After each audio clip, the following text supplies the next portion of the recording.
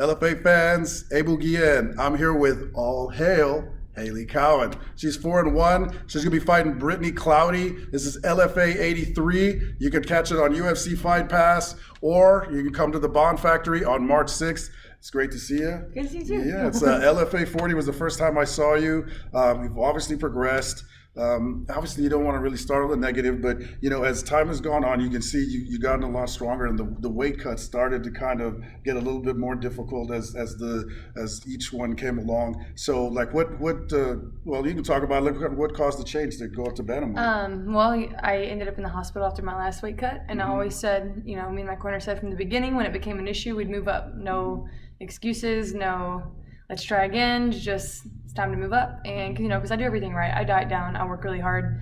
So at the end of the day, we knew that if I ever missed or ever had any issues, it would be because I'd just outgrown the division. And so now we're moving up. Yeah, with a big smile, because you're always smiling. That's great. So at 4-1, obviously you came out the box, and then you had the first loss, but then after that, you basically leg kicked everybody. Or you just got somebody's back and you choked them out. So your confidence is pretty much at an all-time high, I would think. Yeah, I mean, I'm always confident. I'm always confident in the work that I put in. My corner is phenomenal, so I always feel very, very well prepared. And this time's no different than any other. So yeah, and so talk a little bit about your coach, a little about your team. I know a lot of times on your Facebook, you praise your team. You've got a lot of solid fighters there. So talk a little bit about them and all the people that you train with on a given day. Yeah, I'm coached by Jake Brennan and Nick Brennan and Donnie Curtis. They're amazing. They've been in the sport for a lot of years, so they have a lot of knowledge, and they really care about their fighters probably more than any other coaches I've ever seen. They live the dream with us. The team is great. We're growing. I was the first fighter out of there a couple years ago. I was the only one. And now we've got a team of 12, 13, 14 fighters, amateur and pro combined. So we're growing. We got Des Yanez. She's got a fight for Combata coming up. She's fighting for the title again. Which is well deserved, because I think a lot of us wanted to watch it again. I know you did, right? I would, yes. We got Armando Villarreal, who just fought in Contender Series. Eduardo just came up XKO. He's an amateur. He's coming up. Just a lot of really good training partners. And I've got two guys that train with me every day. They let me kick their butt. They kick my butt. That haven't had any fights yet. They're literally just, I don't know, they're there for us right now. I know they're waiting until they're ready to go, but Zach and Raymond, they're phenomenal training partners. And as far as Belton, talk a little bit about that. We all kind of knew that Dana White was going to be there. Oh, yeah. So when you're walking into the cage, was it something that you consciously you're like, oh wow, there's Dana White, or is this no, let me fight and then we'll just worry about that later?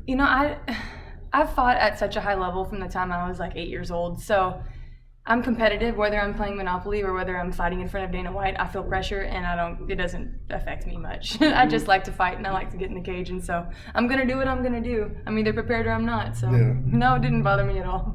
That's honest. So now you got Brittany Cloudy. She's 2-1. She jumped right out of the box and fought at Invicta, and she ended up losing to a toughened opponent, but she's coming off of 2 wins. So what are your coach and what do you guys see in her, the types of things that you were preparing for, and what are you expecting? She's 2-1, but she's got a lot more experience than me. She's got 10 amateur fights or something like that. Correct. So I'm not sleeping on her at all. I feel like I've prepared very, very well for this, and I think this is probably going to be the best performance that anyone's seen from me, just based off of how camp has gone, how I feel, and stylistically, I just feel like this one's going to be a Hailey show. Yeah. Well, that's going to be amazing, because I've seen a lot of these leg kicks that I know hurt these people. So I always do this. At the end, I like to give the floor to the fighters, because I know that there's coaches, there's families, there's training partners, there's whether it be nutritionists, there's always people that go behind, that put in the hours just as you do. So is there anybody that you like to thank? Or yeah, Jake Brennan, my head coach. He does everything for me. He helps me with the weight cut. He basically does the weight cut for me. I do what I'm told, and I get he trains me every day, holds hundreds of rounds during camp.